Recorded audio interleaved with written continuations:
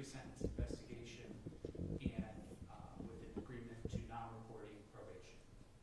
Okay, is that correct, Mr. Mason? That is our understanding, please, Your Honor. Okay, Mr. Sellers, I do have to ask you a bunch of questions on the record, okay? Yes, ma'am. All right, how old are you?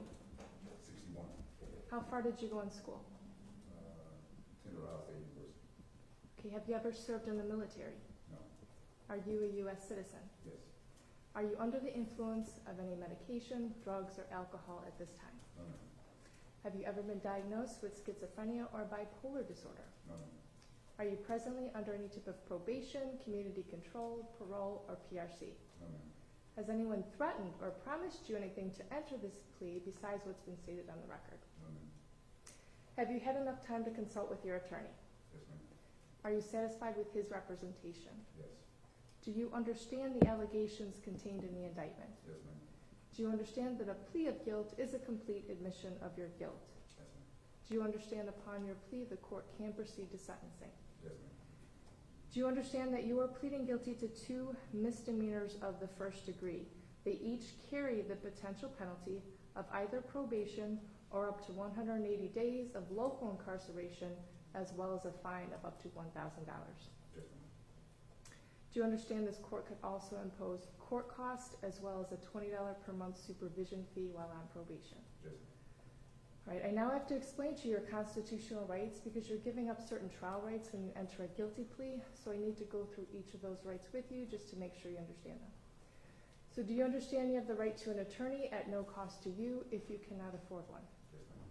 Do you understand you have a right to a trial by a jury of 12 persons? Yes, ma'am. Do you understand that at trial the state of Ohio has the obligation to prove your guilt by evidence beyond a reasonable doubt? Yes, ma'am.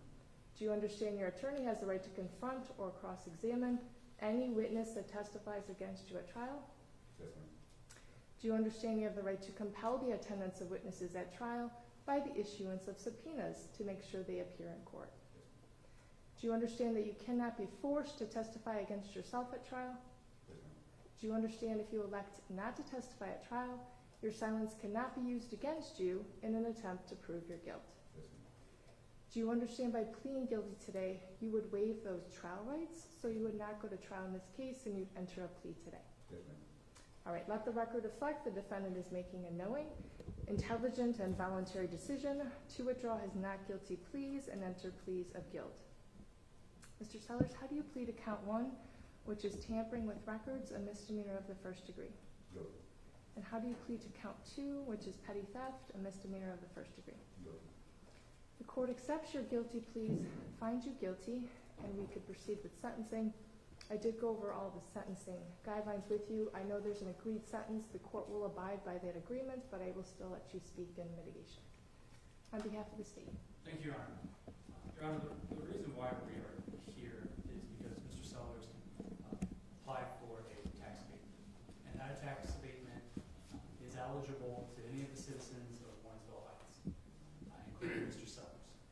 Unfortunately, what Mr. Sellers did is sign a piece of paper basically saying he was not in arrears in his taxes and that the house that he was asking for a tax abatement on was a new bill, when in fact it was not. He then received a discount on his taxes in an amount in which he should not have received them. Mr. Sellers does not have any significant criminal history. Obviously, he is the mayor of Warrensville Heights. The state believes that a term of non-reporting probation is appropriate, considering Mr. Sellers' past, and there is no restitution at this point, as that has all been paid back. Thank you. Mr. Mason. Thank you, Your Honor. My client stands before you today accepting responsibility for his actions, but I'd like to spend a few minutes just kind of giving you some context of the facts and who Brad is. Brad has been a local kid who done good. He went to Warrensville High School where he played high school basketball, played basketball at the University of Wisconsin and the Ohio State University, which he was drafted in the NBA and #1 pick in the draft, served and played 14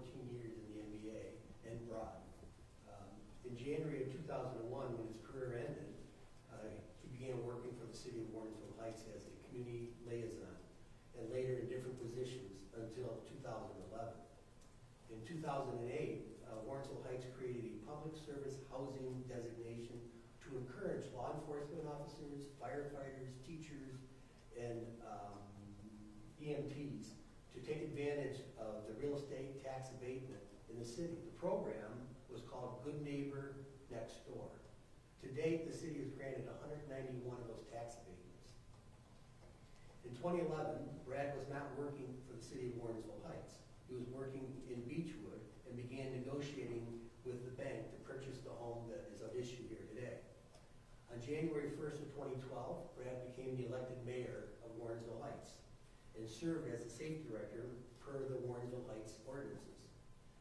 In February of that same year of 2012, Brad closed on the purchase of the house in the tax abatement area designated as a Good Neighbor program. He purchased the house from Fifth Third Bank out of their real estate owned division or foreclosure division.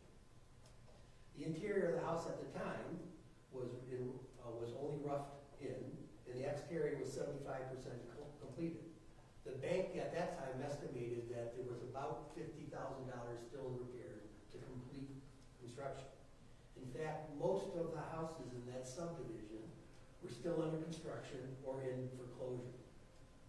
Brad worked on completing the construction for the next 6 years as time and money permitted. He personally installed the windows, relocated a fireplace, repaired faulty sidewalks, installed cabinets, framed the basement, raised the ceiling in the master bedroom, and landscaped around the house.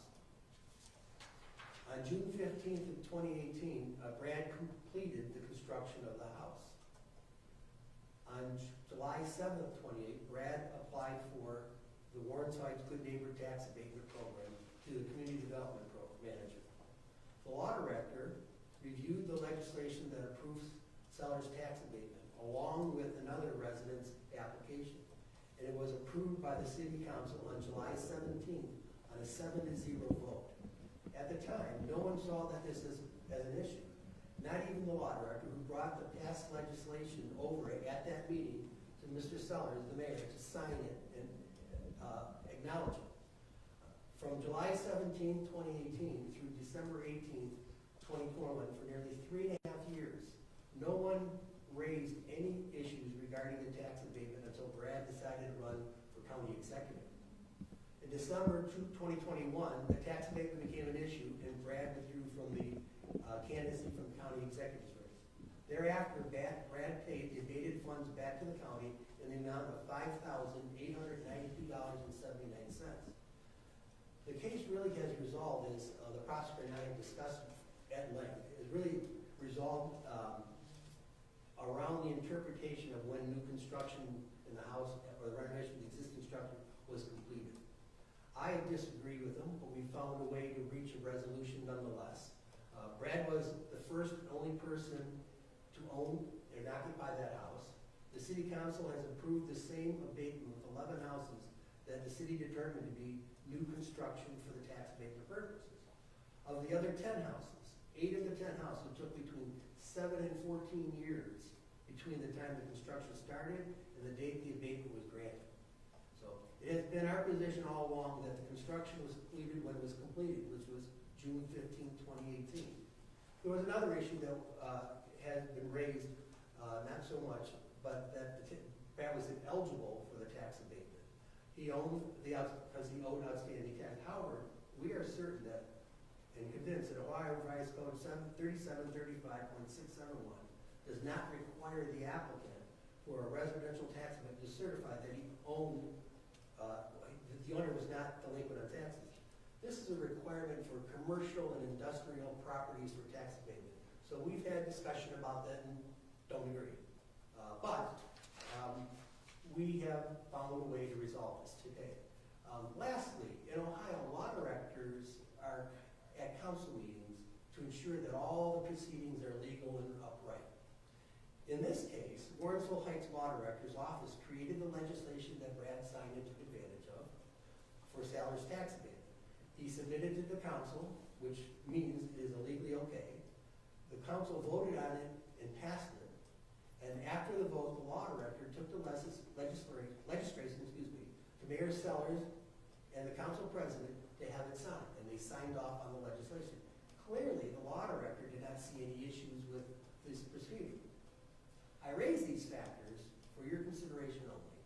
Brad is here accepting responsibility, but I thought it was best that we lay out these facts as we believe to be, and we've worked with the prosecutor to come to what we believe to be an amicable resolution. I thank you for your time. Thank you. Mr. Sellers, would you like to add anything? Yeah, I just want to say that, I want to thank Mr. Mason, county prosecutor's office. I think they've been fair to the entire process. And I accept responsibility for the issues at hand today.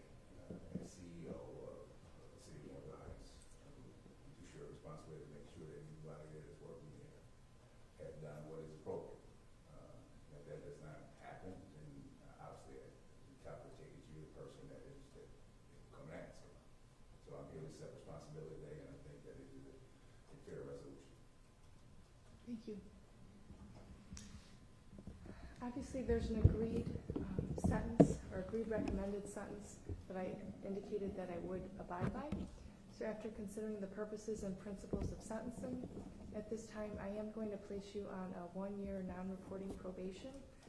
You will be responsible for paying court costs as well as a supervision fee to the probation department, which is standard, and abide by the normal laws and stay out of trouble for that year period. You will have to report initially to the probation department so they can tell you about the rules of probation. Otherwise, any violation of the terms and conditions of your probation could result in more restrictive sanctions, including a lengthening of your probationary period or jail time on each count of up to 180 days. Is there any questions? No, yeah, thank you. Anything further from the state or defense? No, Your Honor, thank you. All right, thank you.